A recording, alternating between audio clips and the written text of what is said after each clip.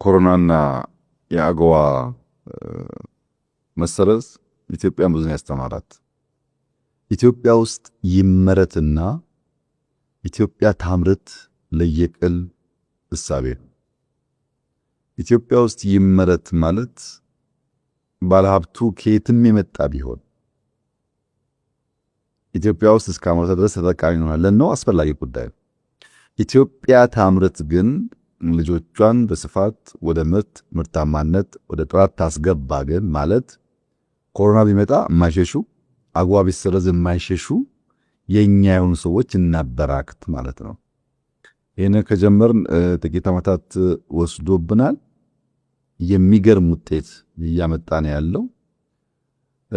የራስ የሆነ ስትራቴጂዎች አሉት። በቀላሉ ለማስታወስ እንዲመች ኤቢሲዲ ስትራቴጂ እንላቸዋለን። የመጀመሪያው ኤ ኦቶኖሚ ነው። ኦቶኖሚ ውስጥ ከመንግስት መር ወደ ግል ዘርፍ የኢንዱስትሪ ልማቱ መሸጋገር አለበት። የግል ዘርፍን የሚቸግረውን ነገር እየደገፍን እያበረታታን እያገዝን ማበራከት አለብን የሚል እሳቤ ነበረ።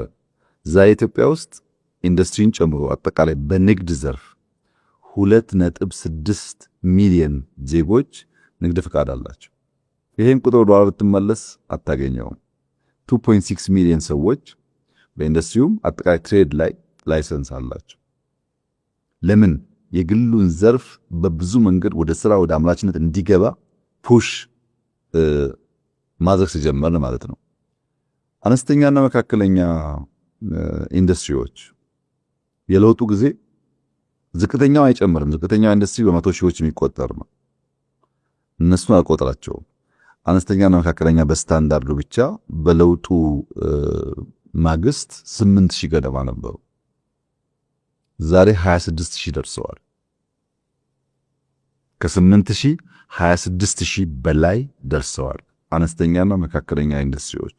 ዝቅተኞቹ በመቶ ሺዎች ይቆጠራሉ ብያለሁ።